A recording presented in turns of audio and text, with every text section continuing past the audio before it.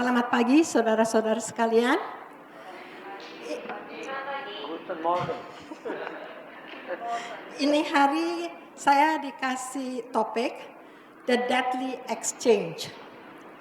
Steve waktu dengar itu dia bilang spesial banget topiknya. Agak serem-serem dikit ya. Tapi maksud saya terjemahkan dalam bahasa Indonesia, The Deadly Exchange itu adalah pertukaran yang mematikan. Di mana bila kita menukar firman Tuhan dengan hikmat manusia, pasti akan menyebabkan kekacauan dan berakhir dengan kematian. Makanya dikatakan the deadly exchange. Oke, bacaan kita hari ini adalah Roma 1, 18 sampai 22. Tapi ini kali saya nggak baca semuanya sekaligus, tapi kita baca satu persatu ya. Oke, ayat 18. Di situ dikatakan, sebab murka Allah nyata dari surga atas segala kefasikan dan kelaliman manusia yang menindas kebenaran dengan kelaliman. Apa bedanya kefasikan dan kelaliman? Kalau kefasikan di dalam NIV dikatakan itu adalah godlessness. Godlessness berarti penolakan akan Tuhan. Jadi itu lebih sikap hati kita. Kita tidak tunduk kepada Tuhan. Dan kelaliman adalah wickedness. Wickedness itu tidak taat kepada hukum Allah. Jadi perbuatan jahat. Jadi yang satu lebih menekankan sikap hati, yang satu menekankan perbuatan. Jadi sikap hati itu adalah internal dan perbuatan adalah eksternal.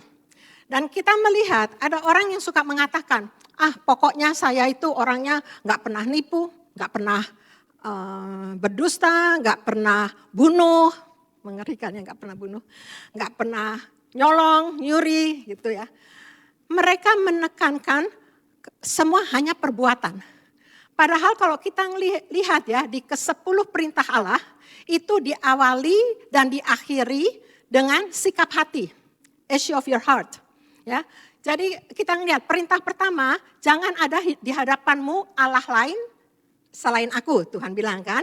Dan perintah terakhir, jangan mengingini. Itu sebetulnya kan sikap hati. Kita nggak melakukan apa-apa cuma dalam hati kita. Jadi kita melihat bahwa tunduk dan taat ya. Jadi kalau sikap hati itu tunduk, tapi kalau perbuatan itu ketaatan ya. Jadi tunduk dan taat itu dua-duanya penting di mata Tuhan. Karena itu kita jadi bisa mengerti waktu Yesus bilang bahwa kalau kita ada orang memandang perempuan dan mengingininya, dia sudah berzina. Ya kan, ada kan di firman Tuhan. Padahal dia kan baru mengingini dalam hati. Dia belum melakukan apa-apa. Tapi Yesus mengatakan dia sudah berzina di dalam hatinya. Ya. Nah, dan saya teruskan tadi yang dibilang murka Allah. Juga yang karena menindas kebenaran dengan kelaliman. Sebab kita tahu bahwa sebetulnya kalau kita menindas kebenaran, sekarang kebenaran itu apa? Pasti saudara semua udah tahu Yohanes 17:17 mengatakan bahwa firman Tuhan adalah kebenaran dan Yesus juga adalah jalan, kebenaran dan hidup. Jadi Yesus bukannya jalan kebenaran, tetapi Yesus adalah jalan dan kebenaran dan hidup. Karena itu dikatakan bahwa Yesus adalah firman yang hidup dan Alkitab adalah firman yang tertulis. Nah, kalau kita jadi firman Tuhan itu adalah sangat penting. Seperti firman itu adalah instruction manual bagi kita semua yang hidup. Tuhan pencipta kita kok beli barang, sering dikasih manual book kan, bagaimana menjalankan barang tersebut. Nah, Tuhan itu yang menciptakan kita, memberikan manual instruction book bagi kita, yaitu firman Tuhan. Di dalam Alkitab ini diberikan semua instruksi, petunjuk bagaimana kita harus menjalankan hidup yang benar dan bagaimana kita dapat mempunyai hubungan yang benar dengan Tuhan dan sesama. Enggak cuma dengan Tuhan ya, tapi dengan Tuhan dan sesama. Coba kita sekarang lihat di Yesaya 45 ayat 23. Di sini dikatakan, demi aku sendiri, aku telah bersumpah, dari mulutku telah keluar kebenaran, suatu firman yang tidak dapat ditarik kembali. Ya, saya baca sampai situ aja. Di sini saya ulang lagi, Allah mengatakan bukannya aku berkata, tapi Allah mengatakan aku bersumpah, ya, bahwa dari mulut Allah keluar kebenaran. Nah, ya kita tahu kebenaran itu firman Tuhan, tapi kebenaran itu artinya bukan dusta, bukan sesuatu yang salah, dan suatu firman yang tidak dapat ditarik kembali. Jadi firman Tuhan itu selain tidak salah, juga tidak pernah berubah. Tuhan mengatakan tidak dapat ditarik kembali. Nah, karena itu tadi yang Fanny udah banyak sebut, kita bisa dengan keyakinan teguh memegang firman Tuhan untuk kehidupan kita. Kalau kita melihat peraturan, sains, pengetahuan itu sering salah, sering berubah, sampai kita kadang-kadang bingung. Saya ingat dulu saya waktu udah umur lumayan gitu, jadi saya diperiksa, dokternya manggil saya ngotot sekali. Dia bilang, kamu mesti minum kalsium, sebab umur kamu, tulang kamu, segala macam lah. Jadi saya minum kalsium. Totalnya berapa ya, kayak mungkin 10 tahun kemudian, dia bilang, kamu gimana makan kamu, diet kamu? Ya, saya bilang, oh diet saya sih, emang saya sama diet saya kurang gitu bagus. Tapi saya minum vitamin, minum kalsium, saya bilang. Dia bilang, hei kamu gak boleh minum kalsium. Saya sampai bingung, saya bilang, loh kamu... Saya lagi enak-enak diam-diam di kantor, di telepon, ngotot bilang saya mesti minum kalsium. Sekarang kamu bilang gak boleh minum kalsium. Lantas ya mulai ngomong, saya bilang saya ingat sekali kamu yang ngasih tahu saya. Tapi kita ngelihat ya sebetulnya juga kayak kayak Steve suka sekali sama makan telur. Tapi kita sering bilang hati-hati loh telur bisa bikin kolesterol tinggi. Ya kan pengetahuan dulu bilang gitu kan.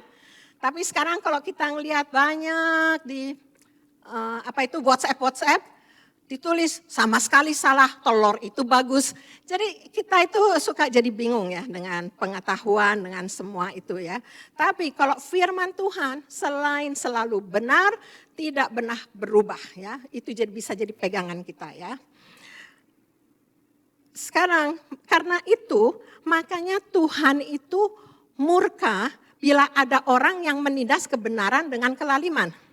Seperti yang saya sudah katakan tadi, sebab semua penyimpangan, penyelewengan dari firman Tuhan itu hanya mengakibatkan kebinasaan dan kehancuran pada kita manusia ya. Makanya kalau kita lihat di Matius 18 ayat 6 dan 7, ini Yesus yang mengatakan, tetapi barang siapa menyesatkan salah satu dari anak-anak kecil ini yang percaya kepadaku, lebih baik baginya jika sebuah batu kilangan diikatkan pada lehernya, lalu ia ditenggelamkan ke dalam laut. Ayat 7, celakalah dunia dengan segala penyesatannya. Memang penyesatan harus ada, tetapi celakalah orang yang mengadakannya. Jadi di sini Yesus dengan keras sekali ya, berkata celaka dan orangnya pasti akan binasa. Saya lihat ya beberapa contoh dalam kehidupan. Saudara pernah dengar waktu itu yang namanya Madeleine, saya nggak tahu saya ngucap namanya benar atau salah. Madeleine Murray O'Hair, dia menentang adanya doa di sekolahan. Dan herannya orang-orang oke aja dia suruh gitu, nggak ada sekolah. Dan dia akhirnya dibunuh. Akhir hidupnya dia dibunuh. Ada orang juga menentang pembacaan Alkitab di sekolah. Kita lihat sekarang sekolah banyak terjadi kekerasan, kekejaman, bullying, malahan pembunuhan. Dulu saya tuh pernah jemput Brian di sekolah, ada mobil polisi. Nah, buat saya itu kaget ya, lihat mobil polisi di sekolah. Lantas saya bilang, Brian, what happened? Dia bilang, oh that's normal, Mom, almost every day, dia bilang. Dulu pikiran saya kalau tempat judi atau klub, polisi datang, masuk akal. Sekolahan kan anak-anak yang umurnya belum sampai dewasa sekali, tapi sekarang tuh kita melihat ya kebejatan anak-anak. Dan satu lagi, saudara mungkin kalau yang muda mungkin nggak kenal, tapi kita yang tua-tua ingat dulu ada orang yang namanya Dr. Benjamin Spock. Nah dia tuh mengajarkan bahwa orang tua itu tidak boleh memukul anaknya.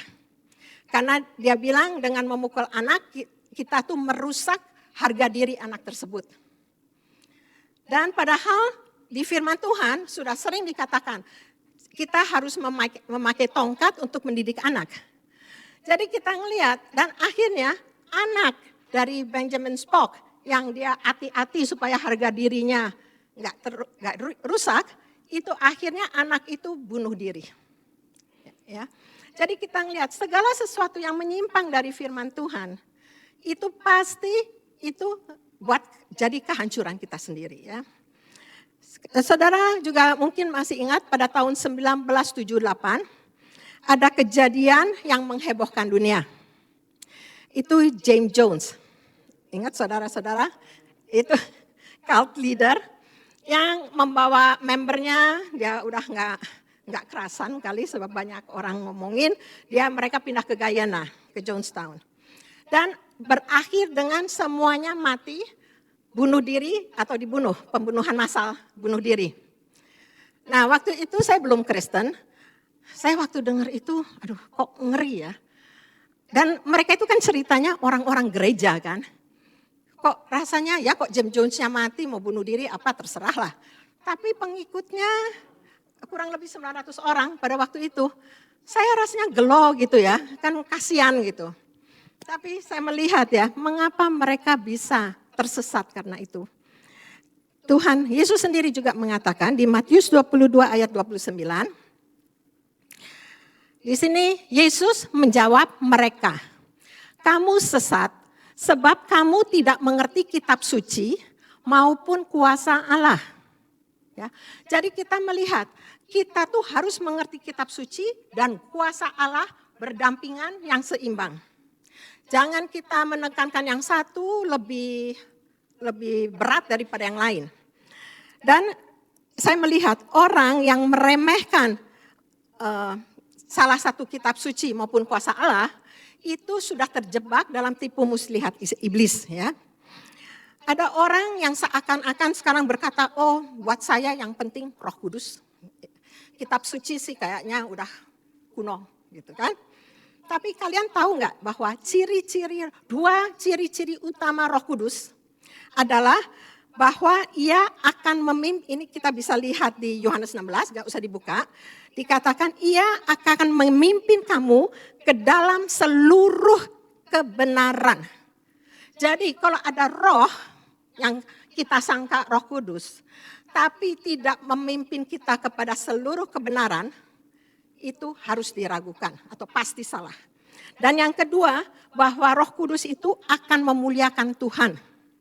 Jadi dua ciri utama supaya saudara jangan sampai tersesat, ialah bahwa yang pertama bahwa Roh Kudus selalu memimpin kita kepada seluruh kebenaran, dan kedua bahwa ia akan memuliakan Tuhan. Jadi bukan gereja, bukan denominasi, bukan pendeta, bukan pengertian mereka sendiri. Ya.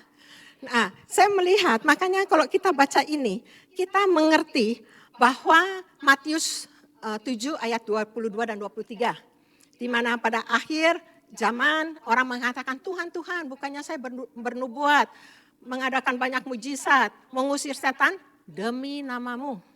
Ya kan? Tetapi Tuhan Yesus kan bilang, enyahlah engkau pembuat kejahatan, aku tidak mengenal engkau. Makanya belakangan saya banyak di cell group saya mengajarkan tentang pengenalan yang benar akan Tuhan. Jangan mikir kita kenal Tuhan, padahal Tuhan gak kenal kita. Itu kan menyedihkan sekali ya. Jadi jadi saya melihat bahwa di mata Tuhan juga, kalau kita tidak melakukan sesuai dengan firman Tuhan dan kita tidak memuliakan Tuhan, itu adalah pembuat kejahatan. Sebab saya percaya mereka berbuat itu untuk kepuasan mereka sendiri kadang-kadang, sama sekali bukan untuk melakukan kehendak Tuhan. Kalau mereka taat melakukan kehendak Tuhan, pasti Tuhan tidak akan mengatakan bahwa mereka pembuat kejahatan. Karena itu ya, kita harus mengenal Tuhan secara benar dan secara utuh. Mari kita baca di Roma 11 ayat 22. Roma 11 ayat 22. Sebab itu perhatikanlah kemurahan Allah dan juga kekerasannya. Ya, saya baca sampai situ saja. Jadi kita harus mengenal Allah tuh secara utuh, kita harus mengenal kemurahan Allah, juga kekerasan Allah. Kita harus mengenal kasih Allah, tetapi juga kekudusan dan keadilannya. Kalau tentang kasih Allah, hampir semua orang sudah tahu. Sebab kita tahu Tuhan mati untuk kita waktu kita masih berdosa. Itu kan kasih yang besar sekali. Dan kita baca di 1 Timotius 2 ayat 3. Dikatakan, itulah yang baik dan yang berkenan kepada Allah, juru selamat kita, yang menghendaki supaya, apa saudara? Semua, ya, enggak sebagian orang pilihan yang dipilih, tapi semua orang diselamatkan dan memperoleh pengetahuan akan kebenaran. Ya. Nah, banyak orang bilang, Tuhan kan maha kuasa. Kalau dia menghendaki, kan dia bisa berbuat. Nah, banyak orang tidak tahu bahwa dalam kehendak Tuhan itu ada dua. Ya. Yang satu itu ketetapan Allah, itu mutlak, itu yang dikatakan kedaulatan Allah. Tapi yang kedua itu keinginan Allah, lain ya, ketetapan atau kedaulatan Allah dengan keinginan Allah. Nah, yang tadi saya bacakan itu adalah kehendak Allah, keinginan Allah bahwa kita semua selamat. Nah, seperti yang saya katakan bahwa kalau ketetapan Allah itu adalah mutlak, tetapi keinginan Allah itu relatif. Ya, itu melibatkan free will kita dan keputusan manusia. Ya, kan Tuhan menciptakan kita dengan memberikan kita kehendak bebas. Jadi kita lihat banyak sekali kehendak Allah. Kita baca di 2 Petrus 3 ayat 9 dikatakan Tuhan menghendaki supaya tidak ada yang binasa. Di 1 Tesalonika 4 ayat 3 ini juga ada kehendak Allah. Di sini ada saya tulis karena inilah kehendak Allah. Tapi ini kehendak yang merupakan keinginan Allah, yaitu pengudusanmu, yaitu supaya kamu menjauhi percabulan. Kita baca juga banyak di Yeremia 29 ayat 11. Saudara sudah tahu semua bahwa rancangan Tuhan adalah rancangan damai sejahtera penuh harapan. Ya kan? Tapi kalau kita lihat kok enggak semua ya orang tuh hidupnya damai sejahtera atau selamat, misalnya kayak Hitler. Itu kan perasaan saya sih dia enggak menerima Tuhan ya dan akhirnya dia bunuh diri juga kan. Jadi itu merupakan keinginan Tuhan.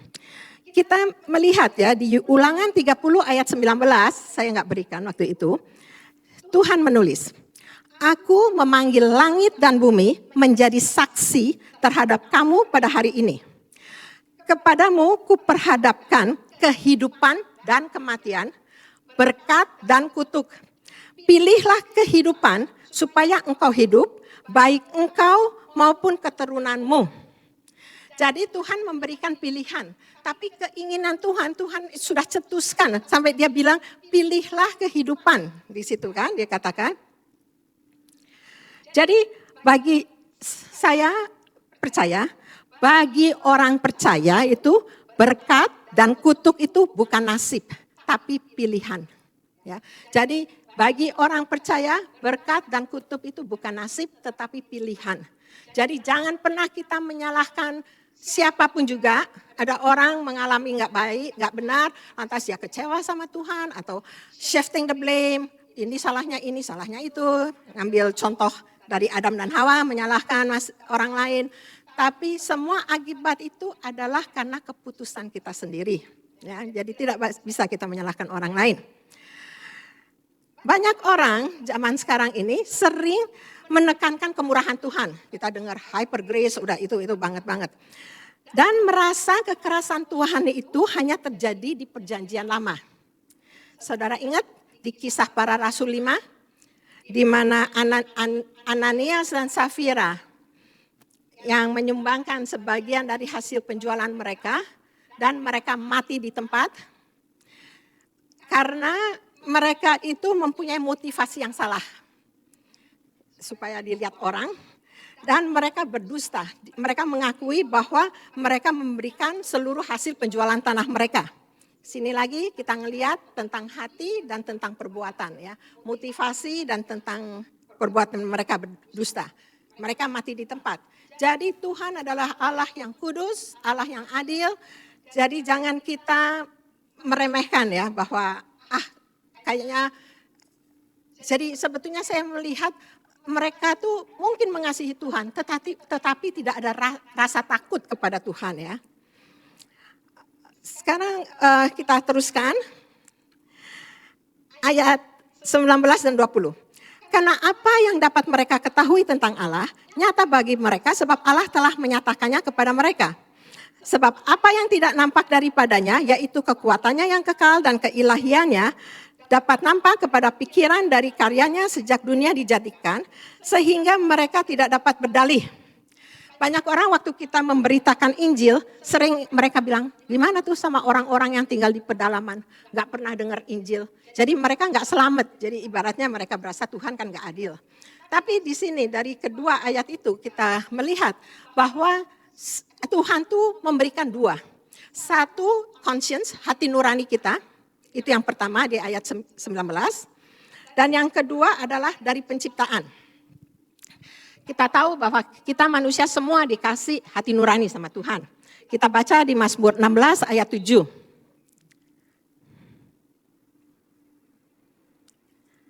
Ya, di sini dikatakan, aku memuji Tuhan yang telah memberi nasihat kepadaku, yang pada waktu malam hati nuraniku mengajari aku.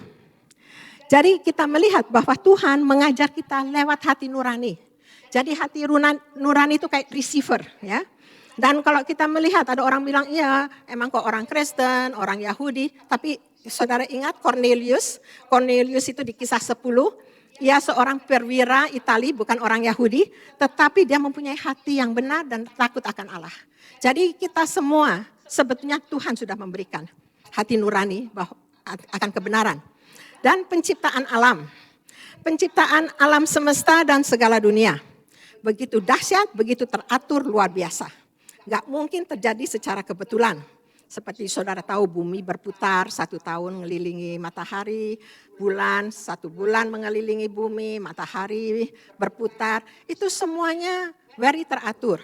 Jadi saya ingat ya ada satu hamba Tuhan bilang, orang kalau gak percaya Tuhan menciptakan, sebetulnya kan gak mungkin. Kalau saudara jalan-jalan di park misalnya, saudara ngelihat ada uang coins jatuh, berantakan. Saudara bisa bilang, oh itu kebetulan ada orang jatuh, nggak tahu. Tapi kalau misalnya kalian lihat koinnya tuh disusun, tuninya semuanya disusun rapi jadi satu di pinggir. Luninya disusun, waternya disusun, pasti ada orang kan yang ngatur. Atau kalau kalian melihat lukisan, kan pasti kalian nggak bisa mikir, ada cat tumpah, lantas jadi pemandangan yang bagus. Kan nggak mungkin ya. Jadi kita melihat bahwa penciptaan itu tidak mungkin terjadi secara kebetulan. Ya. Dan saya percaya bahwa teori evolusi itu adalah satu bentuk dari penyesatan. Ya, menyangkal keberadaan Tuhan dan tidak mengakui peran dan keterlibatan Allah di dalam alam semesta. Mereka percaya pembentukan alam semesta dimulai dengan Big Bang. Ledakan yang dahsyat. Saya melihat ledakan itu biasanya menghancurkan, membinasakan, merusak. Gak pernah malahan jadi gitu indah dan bagus dan begitu teratur ya. Dan kepercayaan mereka ialah bahwa semua makhluk mempunyai nenek moyang yang sama.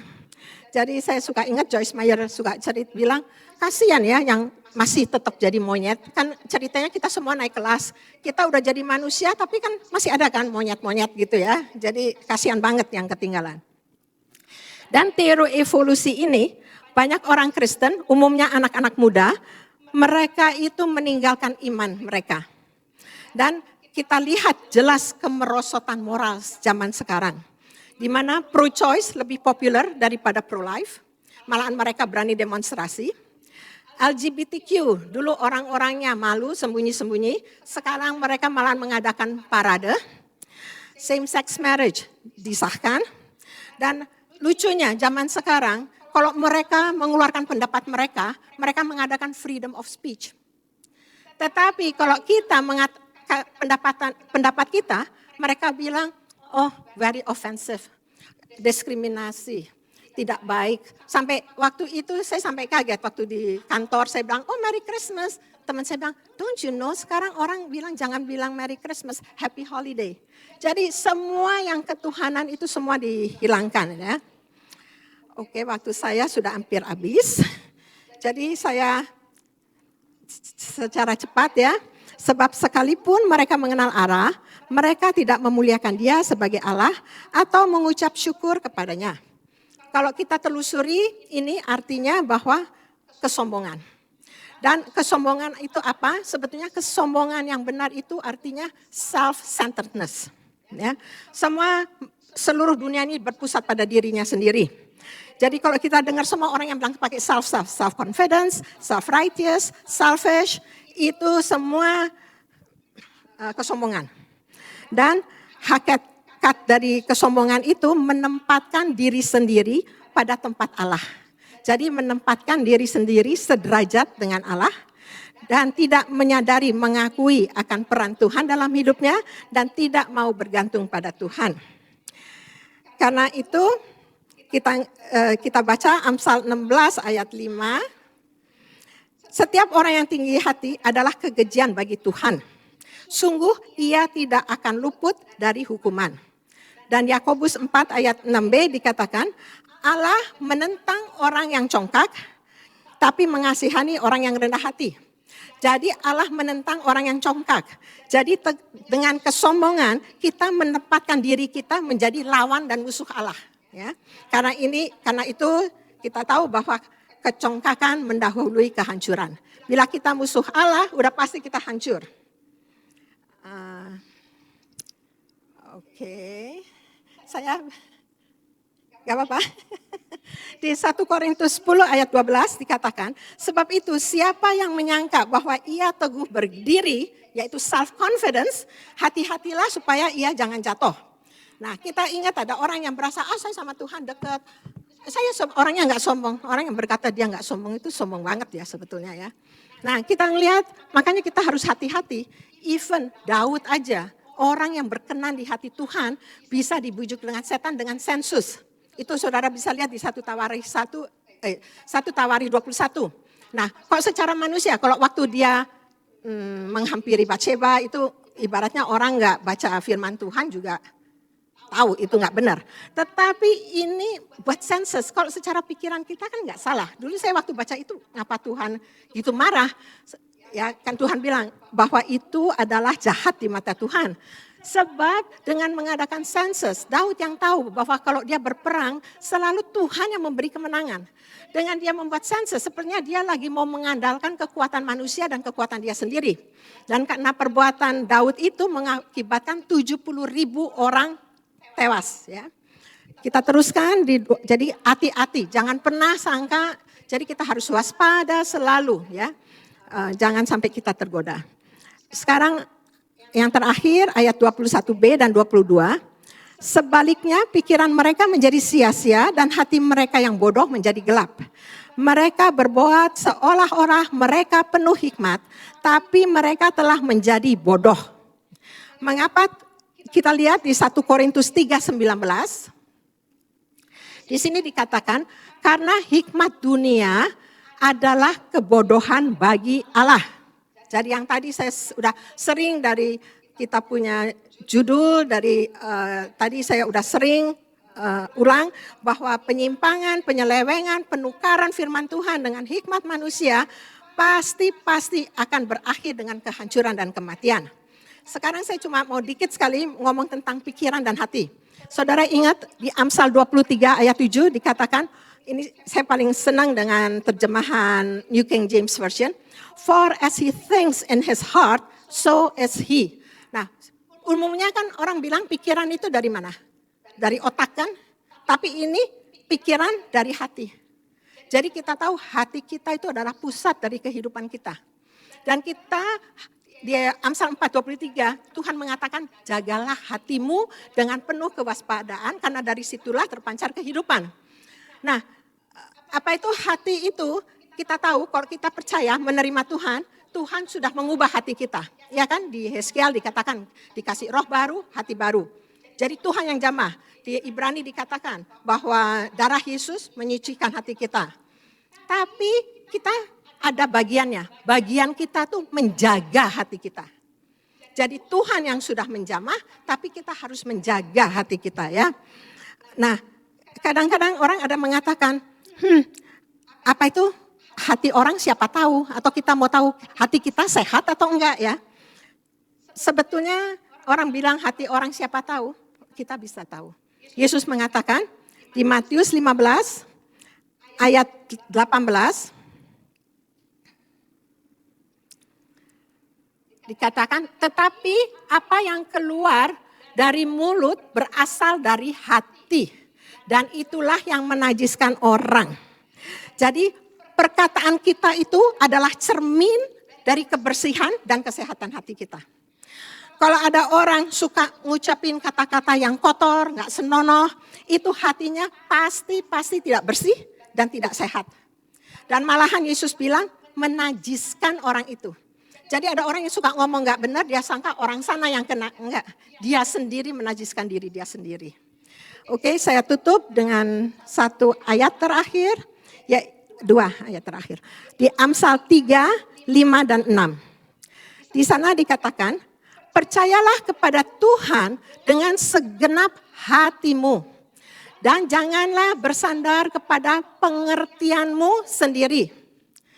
Keenam, akuilah dia dalam segala lakumu, maka ia akan meluruskan jalanmu.